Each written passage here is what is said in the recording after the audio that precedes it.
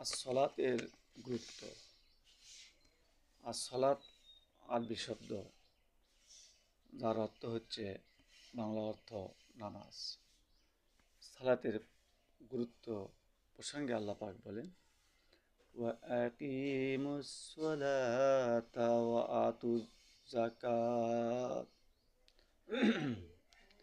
এবং তোমরা নামাজ কায়েম করো এবং যাকাত আদায় করো। সূরা আল বাকারা আয়াত নম্বর 43।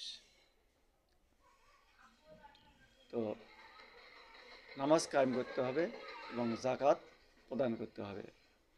কার আদেশ? আল্লাহ পাক নির্দেশ করেছেন বান্দাদের প্রতি। তাহলে আমরা নামাজ কায়েম করব এবং যাকাত অবশ্যই প্রদান করব। তো এই যে আল্লাহ পাক নামাজের গুরুত্ব দিলেন, এর কারণ কি, নামাজের উপকার কি, সে প্রসঙ্গে আল্লাহ পাক বলেন, ইন্নাস সালাতা তানহা আনিল ফাহশাই ওয়াল মুনকার।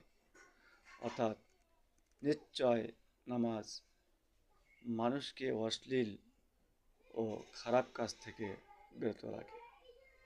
সুবহানাল্লাহ। তাহলে আল্লাহ পাক এই জন্যই মানুষকে যাতে খারাপ কাজ থেকে বিরত রাখতে পারে, এই জন্য আল্লাহ পাক আমাদের প্রতি নামাজের বিধান দিয়েছেন।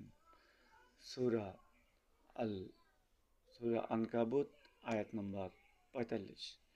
তো স্পষ্টভাবে এখানে নামাজ মানুষকে সকল খারাপ কাজ থেকে বিরত রাখে।